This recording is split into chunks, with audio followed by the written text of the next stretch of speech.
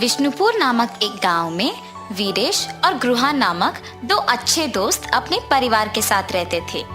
दोनों बचपन से बहुत अच्छे दोस्त होने के नाते उनके दोस्ती के भरोसे पे एक लस्सी का व्यापार शुरू करके उसे चलाते हैं। हर रोज वीरेश और गृहन दोनों साथ में उनके लस्सी के दुकान को जाते थे और आते ही दुकान को साफ करके भगवान की पूजा करके लस्सी बनाना शुरू कर देते थे।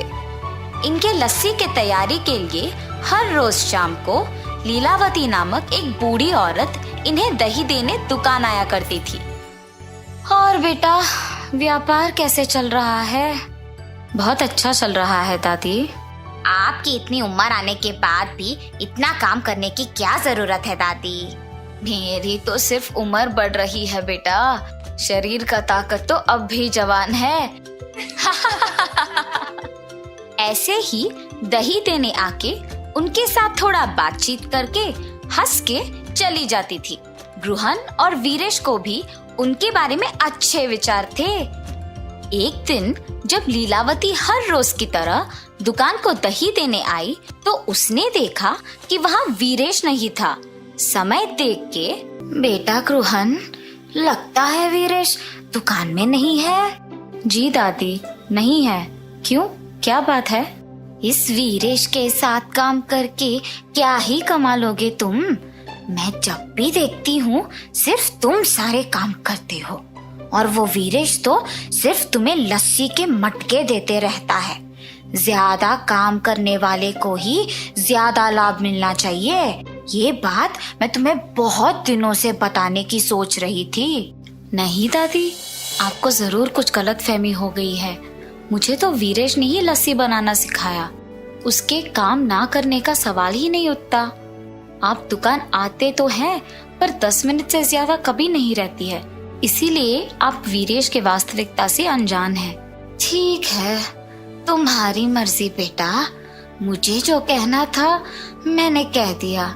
चलो अब मैं निकलती हूँ।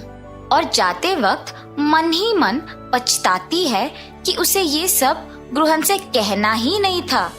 अगले दिन जब दही देने वापस उनके दुकान जाती है तो गृहन के ना होने का मौका देख वीरेश को भी वही बताती है जो पिछले दिन गृहन को बताया था।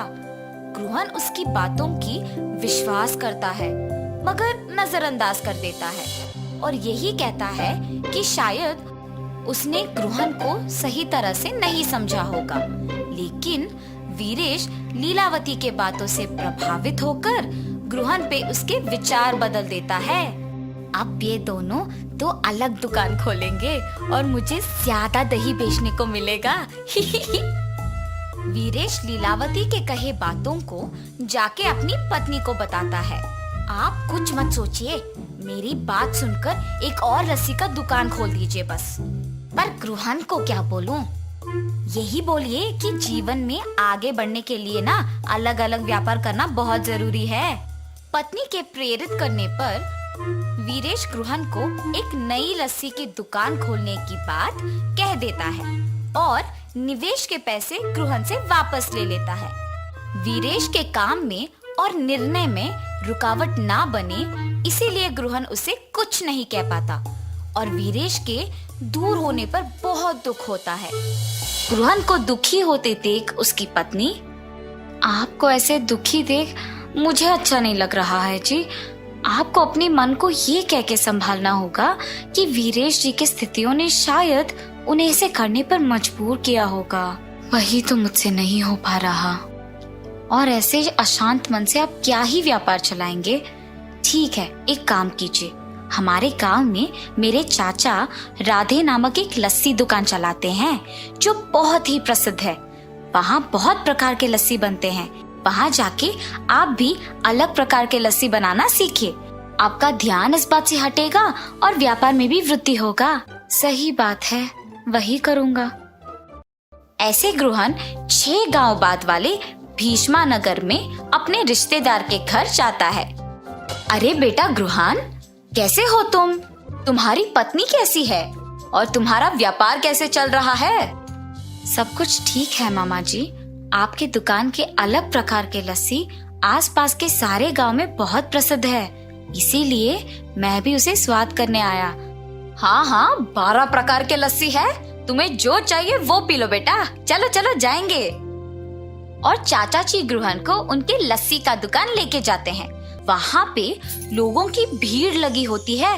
टिकट खरीद के लाइन में खड़ा होके इंतजार करने के बाद उन्हें लस्सी मिलती थी। ये सब ग्रुहन को बहुत नया और अलग लगता है। और दुकान के अंदर जाने के बाद वहाँ पे अलग तरह के लस्सी बनते हुए और बनाने का तरीका देख ग्रुहन भी वहाँ के कार्मी के साथ लस्सी मिलाता है। और ऐसे ही जितने भी दिन उस गांव में रहता है, ग्रुहन अलग प्रकार के लस्सी बनाना सीख लेता है। वापस गांव आने के बाद ग्रुहन उसके दुकान में अलग तरह के लस्सी बनाना शुरू कर देता है। वो उसके दुकान के सामने लस्सी के रंगीले चित्र बनवाता है ताकि ग्रामीणों को पता चले कि ग्रुहन के दुकान में विभिन्न प्रकार के लस्सी मिलते हैं, और उसके नाम भी लिखवाता है। वहां से गुजरते हुए ग्रामीण उसे देख आश्चर्यचकित होके उसे पढ़ते हैं। इंडियन लस्सी, पंजाबी लस्सी, आम की लस्सी, नमकीला लस्सी, मीठा लस्सी, मलाई लस्सी, केले का लस्सी, मसाला लस्सी, केसर की लस्सी, चॉकलेट लस्सी, गुलाब लस्सी।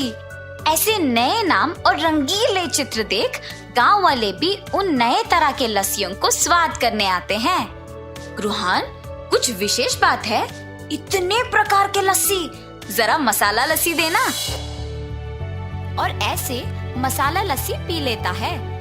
अरे वाह, बहुत ही स्वादिष्ट है ग्रुहन, जरा एक और देना।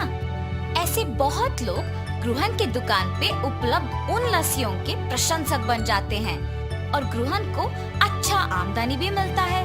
गांव में लस्सी वाला तो सिर्फ ग्रुहन को ही मानते थे, मगर दूसरी तरफ वीरेश के द्वारा निर्मित लस्सी का दुकान ग्रुहन के अलग तरह के लस्सियों की तुलना में फीकी पड़ गई थी और उसे कोई आमदनी नहीं मिल रहा था। और ऐसे वीरेश को अपने गलती का एहसास होता है और वो वापस ग्रुहन को जाके पूछता है, क्या हम वापस साथ में व्यापार कर सकते हैं? और ग्रुहन बिना कुछ सोचे पूछे खुशी खुशी हाँ कर देता है। उसी समय लीलावती वहाँ दही देने आती है। ये क्या है ग्रुहन, तुम्हारे दुकान में वीरेश है?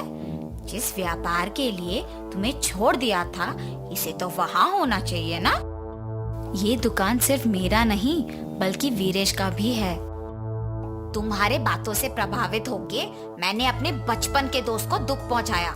अगर अगली बार मुझे पता लगा कि तुम ऐसे काम कर रही हो तो तुम्हारी उम्र की भी इज्जत नहीं करूंगा।